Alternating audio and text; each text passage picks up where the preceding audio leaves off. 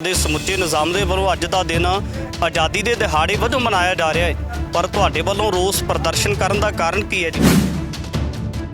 Indian city ਜਵਾਬ ਦੇਵੇ, ਸਾਡਾ ਦਰਬਾਰ ਸਾਹਿਬ ਕਿਉਂ ਢਾਇਆ, ਸਾਡੇ ਗਲਾਂ 'ਚ ਟਾਇਰ ਕਿਉਂ ਪਾਏ, ਧੀਆਂ ਭੈਣਾਂ ਦੀਆਂ ਬੇਪਤੀਆਂ ਕਿਉਂ ਕੀਤੀਆਂ, ਨਹਿਰੂ ਨੇ 4 ਜੁਲਾਈ 1955 ਨੂੰ ਫੌਜ ਕਿਉਂ ਵਾਰੀ ਸਾਡੇ, ਤੇ ਫਿਰ ਸਾਡਾ ਤੋਸ਼ਾਖਾਨਾ ਕਿਉਂ ਲੁੱਟਿਆ, ਸਿੱਖ ਰੈਫਰੈਂਸ ਲਾਇਬ੍ਰੇਰੀ ਕਿਉਂ ਲੁੱਟੀ, ਸਾਨੂੰ ਜਵਾਬ ਦੇਵੇ, ਸਾਨੂੰ ਜਵਾਬ ਦੇਵੇ। ਬਾਬਰੀ ਮਸਜਿਦ ਕਿਉਂ ਢਾਈ ਹੈ, ਸਾਨੂੰ ਜਵਾਬ ਦੇਵੇ। ਰਵਿਦਾਸ ਮਹਾਰਾਜ ਦਾ ਘਰ ਕਿਉਂ ਢਾਇਆ, ਸਾਨੂੰ ਜਵਾਬ ਦੇਵੇ।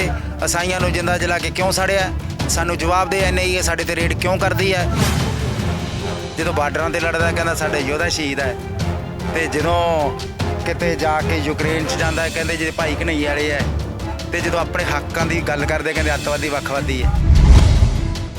ਸਿੱਖ ਸੱਤਵਾਦੀ ਹੈ, ਮਾਨਵਤਾਵਾਦੀ ਹੈ, ਤੇ ਜਦੋਂ ਲੰਗਰ ਲਾਉਂਦਾ ਉਦੋਂ ਤਾਂ ਕਹਿੰਦੇ ਜੀ ਇਹ ਮਾਨਵਤਾਵਾਦੀ ਹੈ।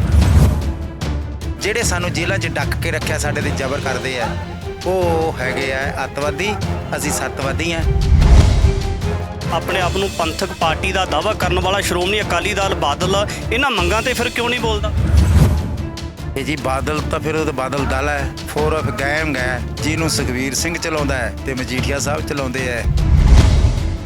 ਬਾਦਲ ਸਾਹਿਬ ਕਹਿੰਦੇ ਨੇ ਹੁਣ ਪੰਜਾਬ ਬਚਾਵਾਂਗੇ, ਪਿੰਡ ਬਚਾਵਾਂਗੇ, ਘਰਾਂ ਦੇ ਵਿੱਚ ਜਾ ਕੇ ਆਵਾਜ਼ਾਂ ਦੇਵਾਂਗੇ।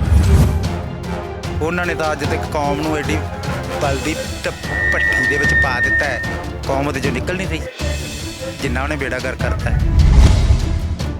TV 84 ਦੇ ਨਾਲ ਜੁੜਿਓ, ਮੈਂ ਰਜਿੰਦਰ ਸਿੰਘ ਸਬਰਾ। ਇੱਕ ਪਾਸੇ ਗੱਲ ਕੀਤੀ ਜਾਵੇ ਤਾਂ 15 ਅਗਸਤ ਦਾ ਜਿਹੜਾ ਦਿਨ ਹੈ ਆਜ਼ਾਦੀ ਦਿਹਾੜੇ ਦੇ ਵਜੋਂ ਮਨਾਇਆ ਜਾ ਰਿਹਾ, ਪਰ ਦੂਜੇ ਪਾਸੇ ਸਿੱਖ ਜਥੇਬੰਦੀਆਂ ਦੇ ਵੱਲੋਂ ਵੱਡੀ ਤਾਦਾਦ ਦੇ ਵਿੱਚ ਇਸ ਗੱਲ ਦਾ ਕਿਤੇ ਨਾ ਕਿਤੇ ਰੋਸ ਪ੍ਰਦਰਸ਼ਨ ਵੀ ਕੀਤਾ ਜਾ ਰਿਹਾ 15 ਅਗਸਤ ਨੂੰ ਲੈ ਕੇ।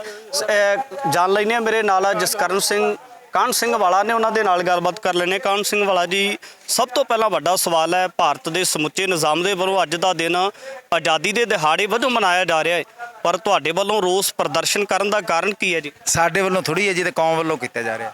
ਸਾਡਾ ਨਿੱਜੀ ਥੋੜ੍ਹੀ, ਪੂਰੀ ਕੌਮ ਦੇ ਉੱਤੇ ਜ਼ੁਲਮ ਹੋਇਆ ਹੈ। ਦਰਬਾਰ ਸਾਹਿਬ ਕੌਮ ਦਾ ਢਾਇਆ, 2500 ਗੁਰੂ ਗ੍ਰੰਥ ਸਾਹਿਬ ਦੀ ਬੀੜ ਨੂੰ ਅੱਗ ਲਾ ਕੇ ਸੌੜੀਆਂ ਵੀ ਪੂਰੀ ਕੌਮ ਦੀਆਂ। ਇਸ ਕਰਕੇ ਸੰਤ ਜਰਨੈਲ ਸਿੰਘ ਭਿੰਡਰਾਂਵਾਲਾ ਨੂੰ ਸਾਡੀ ਕੌਮ ਦਾ ਲੀਡਰ ਸੀਗਾ, ਉਹਨੂੰ ਸ਼ਹੀਦ ਕੀਤਾ। ਸਾਡਾ ਤੋਸ਼ਾਖਾਨਾ ਲੁੱਟਿਆ, ਸਿੱਖ ਰੈਫਰੈਂਸ ਲਾਇਬ੍ਰੇਰੀ ਲੁੱਟੀ ਹੈ। ਇਸ ਕਰਕੇ ਇਹ ਅਸੀਂ ਜਿਹੜਾ ਬਲੈਕ ਡੇ ਮਨਾ ਰਹੇ ਹਾਂ, ਐਵੇਂ ਨਹੀਂ ਬਣਾ ਰਹੇ, ਖੰਡ ਖਾਂਦੇ ਨਹੀਂ ਮਨਾਉਂਦੇ। ਮੈਨੂੰ ਇੰਡੀਅਨ ਸਿਰ ਜਵਾਬ ਦੇ।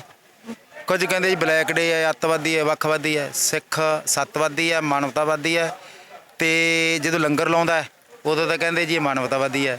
ਜਦੋਂ ਬਾਰਡਰਾਂ 'ਤੇ ਲੜਦਾ ਕਹਿੰਦਾ ਸਾਡੇ ਯੋਧਾ ਸ਼ਹੀਦ ਹੈ, ਤੇ ਜਦੋਂ ਕਿਤੇ ਜਾ ਕੇ ਯੂਕਰੇਨ 'ਚ ਜਾਂਦਾ ਕਹਿੰਦੇ ਜੇ ਭਾਈ ਘਨੱਈਆ ਵਾਲੇ ਹੈ, ਤੇ ਜਦੋਂ ਆਪਣੇ ਹੱਕਾਂ ਦੀ ਗੱਲ ਕਰਦੇ ਕਹਿੰਦੇ ਅੱਤਵਾਦੀ ਵੱਖਵਾਦੀ ਹੈ। ਇਸ ਕਰਕੇ ਅਸੀਂ ਨਾ ਅੱਤਵਾਦੀ ਹਾਂ ਨਾ ਵੱਖਵਾਦੀ ਹਾਂ। ਜਿਹੜੇ ਸਾਨੂੰ ਜੇਲ੍ਹਾਂ 'ਚ ਡੱਕ ਕੇ ਰੱਖਿਆ, ਸਾਡੇ ਤੇ ਜ਼ਬਰ ਕਰਦੇ ਆ, ਉਹ ਹੈਗੇ ਆ ਅੱਤਵਾਦੀ, ਅਸੀਂ ਸੱਤਵਾਦੀ ਹਾਂ। ਇਸ ਕਰਕੇ ਇੰਡੀਅਨ ਸਿਟੀ ਜਵਾਬ ਦੇਵੇ, ਸਾਡਾ ਦਰਬਾਰ ਸਾਹਿਬ ਕਿਉਂ ਢਾਇਆ, ਸਾਡੇ ਗਲਾਂ 'ਚ ਟਾਇਰ ਕਿਉਂ ਪਾਏ, ਧੀਆਂ ਭੈਣਾਂ ਦੀਆਂ ਬੇਪਤੀਆਂ ਕਿਉਂ ਕੀਤੀਆਂ, ਨਹਿਰੂ ਨੇ 4 ਜੁਲਾਈ 1955 ਨੂੰ ਫੌਜ ਕਿਉਂ ਵਾਰੀ ਸਾਡੇ, ਤੇ ਫਿਰ ਸਾਡਾ ਤੋਸ਼ਾਖਾਨਾ ਕਿਉਂ ਲੁੱਟਿਆ, ਸਿੱਖ ਰੈਫਰੈਂਸ ਲਾਇਬ੍ਰੇਰੀ ਕਿਉਂ ਲੁੱਟੀ, ਸਾਨੂੰ ਜਵਾਬ ਦੇਵੇ। ਸਾਡੇ ਹੈੱਡਵਰਕਸ ਕਿਉਂ ਲੁੱਟੇ, ਸਾਡਾ ਚੰਡੀਗੜ੍ਹ ਕਿਉਂ ਲੁੱਟ ਕੇ ਲੈ ਗਿਆ, ਸਾਡੀ ਰਾਜਧਾਨੀ ਕਿਉਂ ਲੈ ਗਿਆ, ਸਾਡੀ ਹਾਈ ਕੋਰਟ ਕਿਉਂ ਲੈ ਗਏ ਹੈ, ਸਾਡੇ ਹੈੱਡਵਰਕਸ ਕਿਉਂ ਲੈ ਗਏ ਹੈ, ਤੇ ਫਿਰ ਸਾਨੂੰ ਜਵਾਬ ਦੇਵੇ। ਬਾਬਰੀ ਮਸਜਿਦ ਕਿਉਂ ਢਾਈ ਹੈ, ਸਾਨੂੰ ਜਵਾਬ ਦੇਵੇ। ਰਵਿਦਾਸ ਮਹਾਰਾਜ ਦਾ ਘਰ ਕਿਉਂ ਢਾਇਆ, ਸਾਨੂੰ ਜਵਾਬ ਦੇਵੇ। ਅਸਾਈਆਂ ਨੂੰ ਜਿੰਦਾ ਜਲਾ ਕੇ ਕਿਉਂ ਸਾੜਿਆ, ਸਾਨੂੰ ਜਵਾਬ ਦੇ। NIA ਸਾਡੇ ਤੇ ਰੇਡ ਕਿਉਂ ਕਰਦੀ ਹੈ, ਤੇ ਖਾਲਸਾ ਸਾਈਡ ਤੇ ਰੇਡ ਕਿਉਂ ਕਰਦੀ ਹੈ, ਕੀ ਉਹਦੇ ਬੰਬ ਹੈ, ਤੋਹਫਾ ਹੈ, ਕੀ ਉਹਦੇ ਕੋਲੇ ਹੈ? ਉਹ ਤਾਂ ਮਾਨਵਤਾ ਦੀ ਸੇਵਾ ਕਰਦਾ ਹੈ। NIA ਰੇਡ ਕਰੇ, ਖਾਂ ਪ੍ਰੋਹ 'ਤੇ ਕਰੇ, ਅਸੀਮਾਨੰਦ 'ਤੇ ਕਰੇ, ਸਰਸੇ ਵਾਲੇ ਸਾਧ 'ਤੇ ਕਰੇ, ਹਰਸ਼ ਧੂਰੀ 'ਤੇ ਕਰੇ, ਪ੍ਰਦੀਪ ਬਲੇਟਰ 'ਤੇ ਕਰੇ, ਜਿਨ੍ਹਾਂ ਨੇ ਸਾਡੀ ਨਸਲਕੁਸ਼ੀ ਕੀਤੀ ਹੈ ਉਹਨਾਂ 'ਤੇ ਕਰੇ, ਜਿਨ੍ਹਾਂ ਨੇ 300-700 ਕਿਸਾਨਾਂ ਨੂੰ ਤੋਂ ਵੱਧ ਮਾਰਿਆ ਜਾਣ ਲਈ ਉਹਨਾਂ 'ਤੇ ਰੇਡ ਕਰੇ ਹੈ, ਨਾਗਪੁਰ ਦੇ ਦਫ਼ਤਰ 'ਤੇ ਰੇਡ ਕਰੇ। ਤੁਸੀਂ ਤਾਂ ਵੱਡੇ ਸਵਾਲ ਉਠਾ ਦਿੱਤੇ, ਪਰ ਇੱਕ ਪਾਸੇ ਗੱਲ ਕੀਤੀ ਜਾਵੇ ਤਾਂ ਆਪਣੇ ਆਪ ਨੂੰ ਪੰਥਕ ਪਾਰਟੀ ਦਾ ਦਾਅਵਾ ਕਰਨ ਵਾਲਾ ਸ਼੍ਰੋਮਣੀ ਅਕਾਲੀ ਦਲ ਬਾਦਲ ਇਹਨਾਂ ਮੰਗਾਂ ਤੇ ਫਿਰ ਕਿਉਂ ਨਹੀਂ ਬੋਲਦਾ?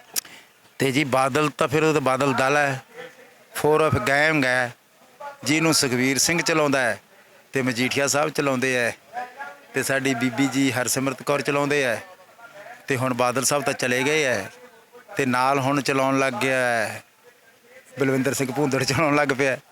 ਇਹ ਉਹਨਾਂ ਨੂੰ 4 ਬੰਦੇ ਚਲਾਉਂਦੇ ਹੈ, ਤੁਸੀਂ ਐਵੇਂ ਪੰਥ ਬਣਾਈ ਬੈਠੇ ਹੋ ਹੈ। ਇਹ ਤਾਂ ਬਾਦਲ ਦਲ ਹੈ, ਸ਼੍ਰੋਮਣੀ ਅਕਾਲੀ ਦਲ ਬਾਦਲ ਦਲ ਹੈ। ਤੁਸੀਂ ਬਾਦਲ ਦਲ ਨੂੰ ਐਵੇਂ ਪੰਥਕ ਬਣਾ ਲਿਆ। BJP ਨੇ ਸਾਂਝ ਕਰਕੇ ਹੈ, ਤੋ ਤਾਂ ਇੱਕ ਵਿੰਗ ਹੈ BJP ਦਾ ਹੈ। ਹੁਣ ਕਦੇ ਛੱਡ ਦਿੰਦਾ, ਕਦੇ ਜਿਵੇਂ ਰੇਲ ਗੱਡੀ ਨਹੀਂ ਹੁੰਦੀ ਉਹਦੇ ਨਾਲ ਦੋਸਤ ਨਹੀਂ ਹੁੰਦੇ, ਉਹ ਲੱਗਦੇ ਆ, ਉਹ ਗੱਡੀ ਚੱਲਦੀ ਨਹੀਂ।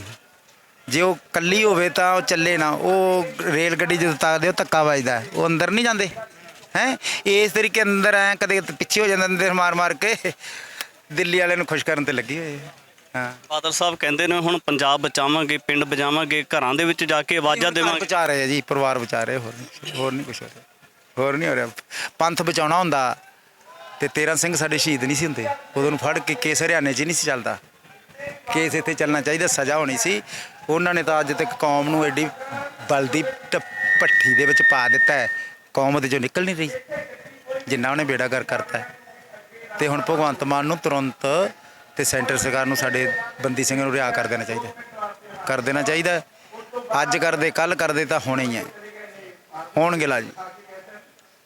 ਉਸ ਪ੍ਰਦਰਸ਼ਨ ਹੋਊ ਜੀ ਅੱਜ ਫਿਰ ਮੋਹਾਲੀ ਚੰਡੀਗੜ੍ਹ ਦੇ ਸੜਕਾਂ ਦੇ। ਕਰਾਂਗੇ, ਸਿੱਖ ਤਾਂ ਜਿਹੜੇ ਕਹਿੰਦੇ ਉਹ ਕਰਦੇ ਆ, ਕਰਾਂਗੇ, ਬਿਲਕੁਲ ਹੋਊਗਾ ਰੋਸ ਮਾਰਚ, ਪੀਸਫੁਲੀ ਡੈਮੋਕ੍ਰੈਟਿਕ ਢੰਗ ਦੇ ਨਾਲ ਸਾਡਾ ਹੋਊਗਾ।